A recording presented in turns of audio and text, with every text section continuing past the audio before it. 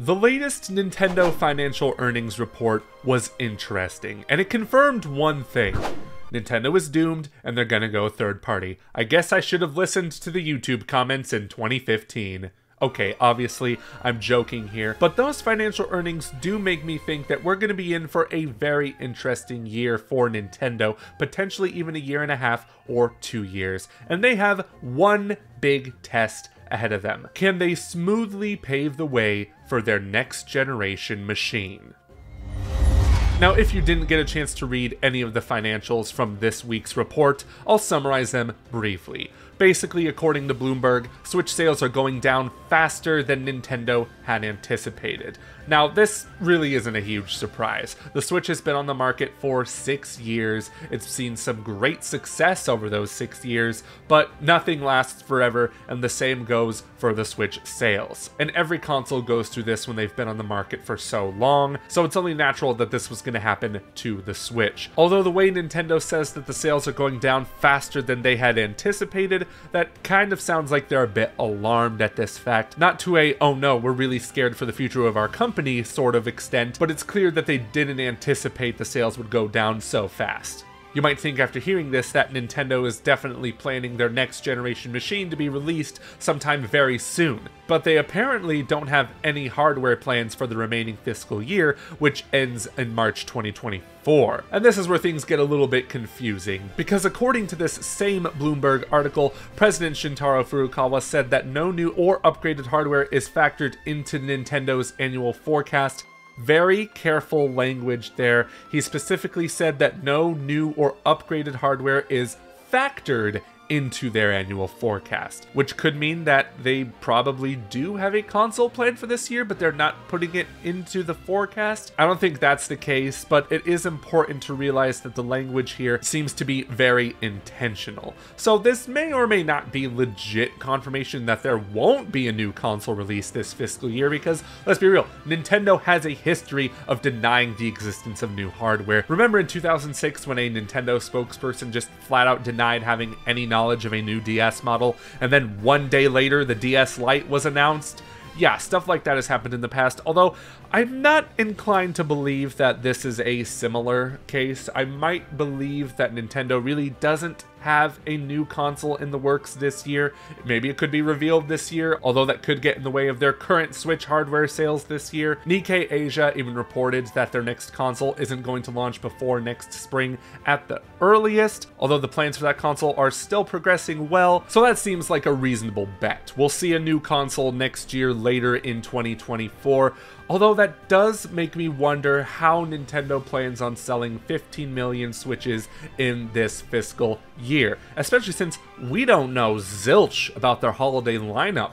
We don't know anything past Pikmin 4 on July 21st, so you'd think that Nintendo would have to maybe come out with a direct at some point to let us know about their lineup for the rest of the year. Even then, Nintendo could possibly hit their goal of 15 million Switch units by simply cutting the price of the system. In its 6 years on the market, the Nintendo Switch has never seen a price cut. That's how great the sales have been. So I'm willing to bet that we're going to see a price cut for one or maybe even all three of the machines, the regular model, the OLED model, and the Lite, whether or not there are any heavy hitters coming out this holiday season, which many journalists have reported that after Zelda, there's not going to be any more quote-unquote heavy hitters for the Nintendo Switch, whatever that means. I think when we all digest this information, we can safely assume that Nintendo is going through a major transition to next gen. Yes, that very carefully worded statement saying that they are not planning new hardware this fiscal year may contradict that claim, but again, it's the fiscal year. It ends on March 2024, which could mean we'll see a new next-gen Nintendo machine literally a year from today or a year from this month. The fact of the matter is, the next fiscal year is really not that far off. And this is merely the beginning of Nintendo's biggest test that lies ahead.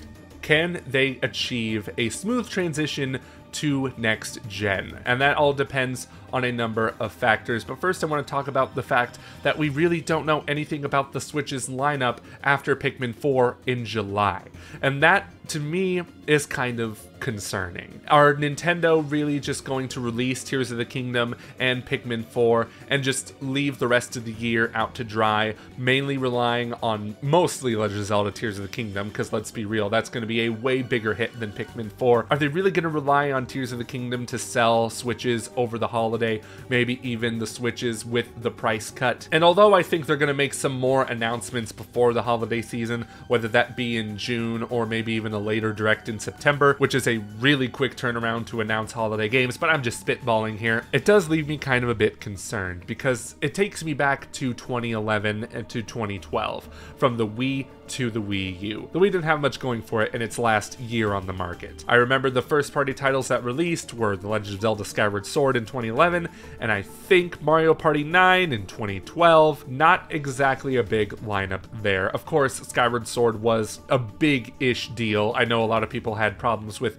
the motion controls in that game, but it's a Zelda game. Of course, it's going to be a big deal when it comes out. But after that, the Wii was kind of left out to dry for the next year until the Wii U came out. And I know the Wii U had a plethora of other problems, but I think my concern is that the same thing is going to happen to the Switch. The Switch will get Tears of the Kingdom and Pikmin 4, and then almost nothing until the next console comes out, which could work against Nintendo or maybe even potentially for Nintendo. Maybe Switch owners are going to feel so hungry for the next big thing because they're done with Tears of the Kingdom, they're done with Pikmin 4, and they're waiting for the next big thing. Maybe that'll work to Nintendo's advantage, and then people will be really excited for the next generation Switch launching with all these games that may have been presumably held off to launch with the next gen console. It could work that way, or it could work the other way. Maybe people get tired of having to wait for the next big thing. They feel kind of cheated in a sense that Nintendo left them out to dry with no big release for the next potentially year after Pikmin 4. There are a lot of what ifs at play here, and even though Nintendo's had some great success these past 6 years with the Nintendo Switch, that doesn't make them immune to making some mistakes. Will they ever make a mistake as huge as the Wii U? Probably not. That was just a mix of bad ideas, and even if the transition from the Wii to Wii U was smoother than that, I still think the Wii U would have been one of Nintendo's worst selling systems to date. This also tends to happen a lot with Nintendo consoles in general. Of course, the Wii U didn't have much of anything the year before the Switch came out, but also the GameCube didn't have much the year before the Wii, and the Nintendo 64 the year before the GameCube. It's a pattern that I hope does not repeat with the last year of the Switch. And I've heard some Switch owners say that after Tears of the Kingdom, hey, they won't really need anything for a while, so they'd be totally fine not having any new Switch releases until the next gen system comes out. And I understand that, I totally get that. However, that's not how the video game business works. Even if Tears of the Kingdom comes out and it's a bona fide success, 100% on Metacritic, whatever, you still need to have a consistent supply of games to come out on the Switch, whether they be third party, first party. All I know is after Tears of the Kingdom comes out, it might already be out by the time you're watching this, I'm really going to be watching Nintendo closely to see what their plans are for the remaining year and the year after that, because it's very unprecedented for us to know this little about their latter half of the year lineup going into the latter half of the year. It's May already, it's going to be June. All we know after Tears of the Kingdom is Pikmin 4. What's after that? Tell me, Nintendo, how are you going to reach your goal of 15 million Switches sold by the end of March 2024? I gotta know, it can't just be a price cut. But if their plan really is to just cut the price of the Switch and not release any high-profile games for the winter, that must mean we're going to get a big next-gen blowout sometime soon, maybe by March 2024. I'm not expecting a new console to release by then, but maybe announced after the holidays. No matter how this holiday season goes, I still think we're in a very exciting time. After reading that financial report, I can smell next-gen upon us even sooner, and I know that's ironic because Nintendo was very careful in saying that they don't really have plans to release a new console by the end of the fiscal year. But come on, look at the sales. The sales of the Switch are going down faster than Nintendo had anticipated. They're definitely planning something, and they have to be careful about what they say because they don't want their stocks to just plummet even further. But in the end, I want to leave you all with this. Nintendo has said in the past that they're going to be very careful about how they approach this transition to next gen, and they have to be. It's not as simple as just releasing the Nintendo Switch 2 or a console that's pretty much the Switch but more powerful. It actually is not that simple, because most of the Switch user base is not immediately going to jump on a successor right away. They're going to see, oh look, it's a more powerful Switch. I don't really need that right now. My current Switch runs Animal Crossing just fine, or it runs Tears of the Kingdom just fine. This is a very tricky spot to be in for Nintendo, because even though the Switch was a huge success, that doesn't always mean the successor is going to be as much of a success. Take a shot anytime I say success. And even during this transition, it's still important to keep the current Switch user base happy by releasing a great library of games. Yes, you can release Tears of the Kingdom, yes, you can release Pikmin 4, and pretty much just have that be it for the rest of the year, but I don't believe that's a really good business decision, even if you do cut the price later on in the holiday. Still keep players invested in the Switch brand, and if your next console is going to be called a Switch 2, a Switch Next Gen, or whatever the name is going to be, then you still have that goodwill going into the next generation.